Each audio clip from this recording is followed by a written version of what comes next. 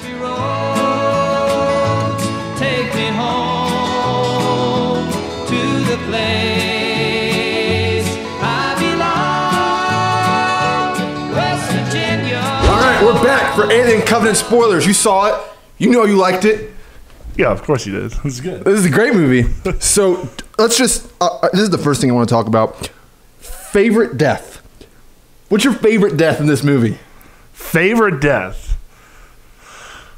It's definitely the shower scene. Really? Yeah, because it's just everything. It was like what I was waiting for the movie to get to was like close quarters, goddamn aliens in there, just fucking sneaking around while people are trying to get the Bam Bam on. And then here he comes, like that, just that glare of him in that shower. And then it's just like, there's that fucking mouth going straight through someone's skull. And then you get his tail coming up, tickling the cooter, just like, Gucci, Gucci, Gucci. What was that? What was that? Before the guy even gets to realize what's going on, it's like, oh yeah, your brain's just been blown out the front of your fucking skull. Yeah, it's gruesome. I think my favorite kill, it's very short.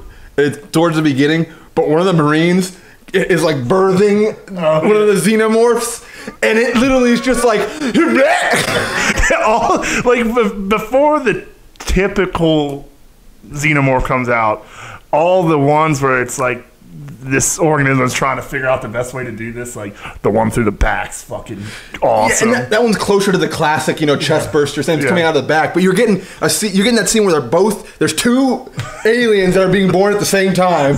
One of them comes out the back more traditionally, kind of how you would expect, and then there's one that's just a very quick, just like, what's going on?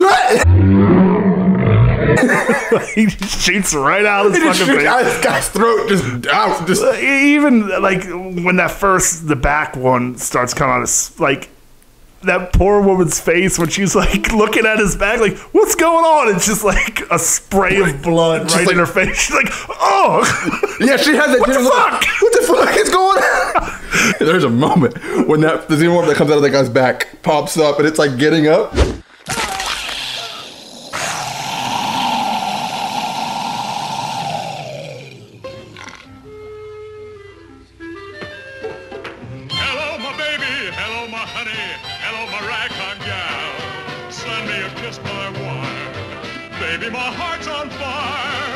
That's all I imagined for a minute. Like him like start dancing. And then also, I can't lie, and it's just because I felt like calling it. Like, maybe it was easy to tell, but I've been saying James Franco was going to die. Hashtag Franco first. Yeah, hashtag Franco first. I've been saying this for months when this movie came out, and they were like, well, apparently James Franco's in it. I'm like, well, he's going to fucking die first. He literally... You don't even get a fucking... You don't get a line in. You don't get a chance. He's like the poor captain of this ship that gets turned into a crispy tender in like the first fucking 5 minutes of this movie. And it's just to me, like I was sitting in the theater going, is that Franco? Yeah. Is that Franco? And then just flames. I'm like, well, goddamn. I can imagine the conversation they're having. They had at their house. He's like, I just want to be in an alien movie, and you survive and you navigate the ship and everything, but I die for you. Well, I sacrifice myself. You don't get to sacrifice yourself, Franco. You're just gonna burn up like a chicken tender up in this goddamn tube. Let's talk a little bit about Michael Fassbender in this movie. Okay. Because I think he does an incredible job of doing a dual performance. Whenever he goes from being Walter to being David, I thought it was really, really well done. He's a great actor, but it's just this, I guess, spoiler-wise, the big, I guess, balls of this movie lies in the Prometheus tie-in, where you find out that David and Elizabeth Shaw, they decide after the events of the first Prometheus, they go and search for the engineer's home planet.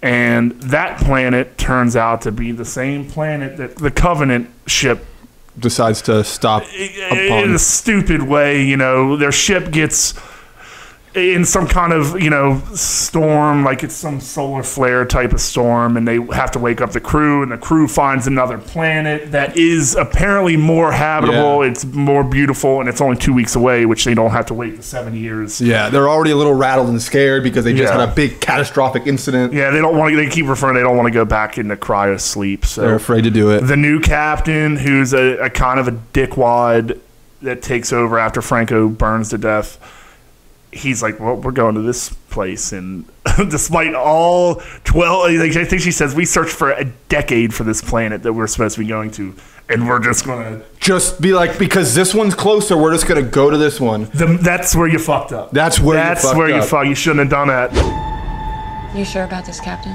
How do you mean? We don't know what the fuck's out there. You shouldn't have done it, and look what happens. But that planet, David and Shaw went to, and they kill all the engineers with that same stupid bomb that really didn't make any sense in the first, in Prometheus. But now it makes sense. It makes sense. What it does is it creates because there's two versions of the xenomorph in this. There's a lot of versions of the xenomorph in this movie. In Covenant, not so much in the physical aspect, but when you're looking around. You find David's been spending 10 years genetically messing with this black goop shit. Some different versions of the alien where there's a spore kind of induced one where it's like, oh, you stepped on some funky stuff. And it looks like a little mini alien egg. It's a little smaller. The thing was, I felt that alien was scarier than the actual xenomorph. Oh, it was like a little fucking albino spider monkey. Yeah, it looked like a little creepy looking Slender Man. It looked like it scared me more than the full xenomorph did. The full xenomorph I've seen a million times. It doesn't scare me anymore. but this little one had me. It had me for a minute. Yeah, and then it's like. David, that dude, that was probably the part of the movie that I least liked a little bit. That was the most predictable part. Yeah, where it was just like, it was kind of the way they're doing it with most villains nowadays. It's just not a good enough reason to murder all these people. You're a robot. What are you doing? Like, why would you just elaborately think of this plan that you're like, well, I guess I'm bored. Time to fucking create something to kill everybody. Yep. I thought I still like I said before. I think he did a good job the dual role thing, especially at the end. The moment where Daniels realizes that it's not Walter and it's David. That scene I thought was really well played because all the scenes before that, it's coming. Yeah. You know it's coming because once we first see David back, he has his long hair. And, as soon as Walter shows up, he cuts his hair. And I'm like, this is going to come into play in a little bit. Yeah. Like, he's going to use this for a certain reason.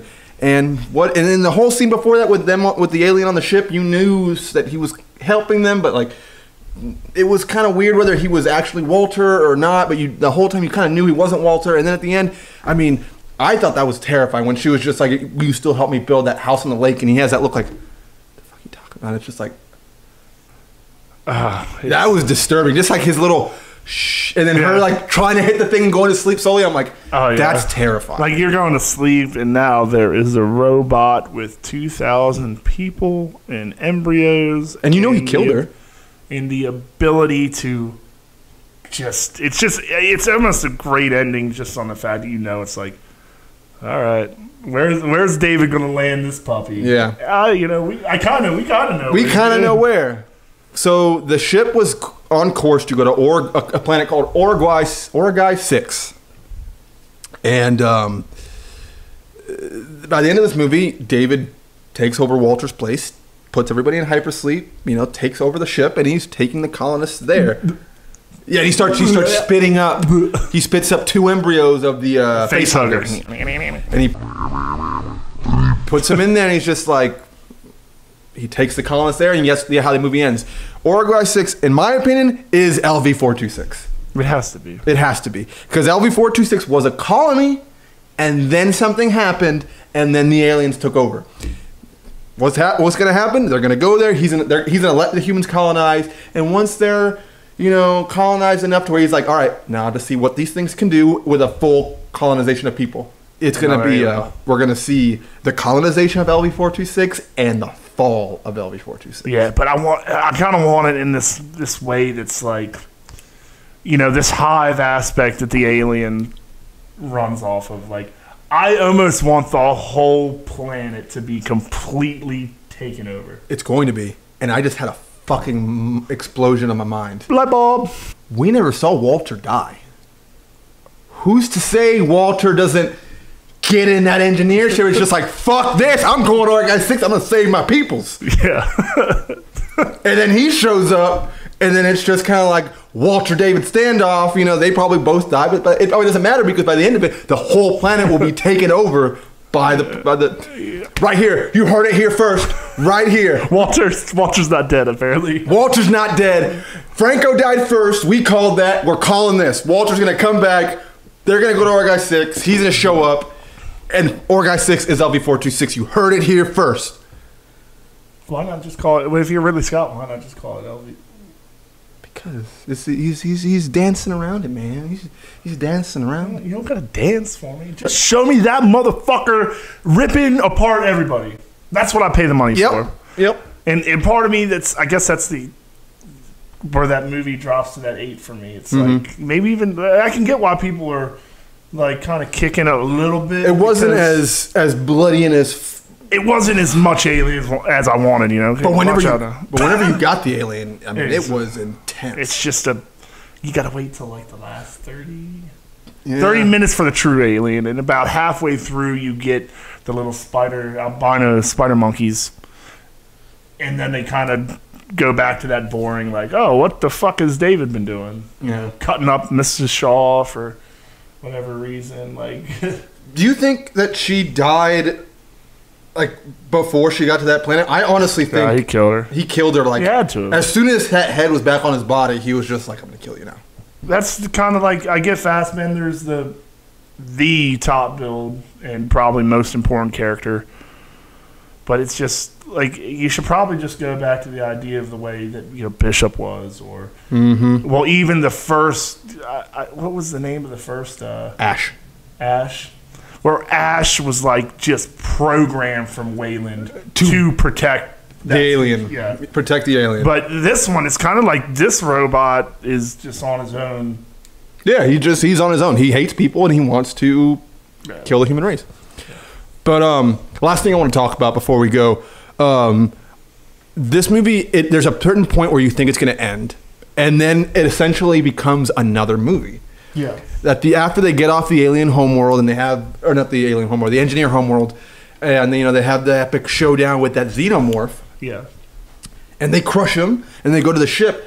I honestly thought the movie was over. That was a good kill scene too. That was a good kill scene. Like the trailer showed so much of that, you know, of him banging his head on the glass, and they're showing that scene, and I'm like, oh, okay, how are they gonna get this bastard?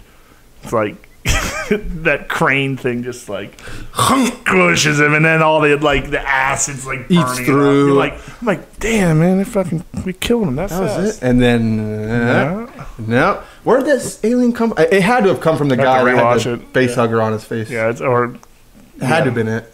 Yeah, that's the only thing I can think of. Yeah, because there was I don't see another. There was a face hug in there that we must have missed. We must have missed it. I must have missed it. I think it was a guy. I mean, it started in that med bay because they went to the med bay and they were like, it's fucked up. But it turned into the original Alien for me. Oh, that's the best, and it was awesome. That was the best part of the movie, is that very end where it's like close quarters. That's what I always talk about with the Alien. Like, I don't care about, you know, being outside with it. You know, it's like being outside with a tiger. But if you had a tiger in a room with you, it's just like, that's fucking scary. That's what. Oh God! And then close place where you can't go. I have nowhere to go, and you know, it's terrifying. Terrifying, but it is incredible. I need you back here right now. I need you. Okay, baby, just calm down, sweetheart. Calm down. Tell me to calm down. You're breaking up.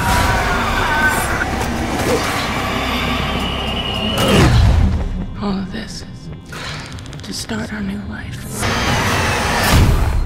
Where is it?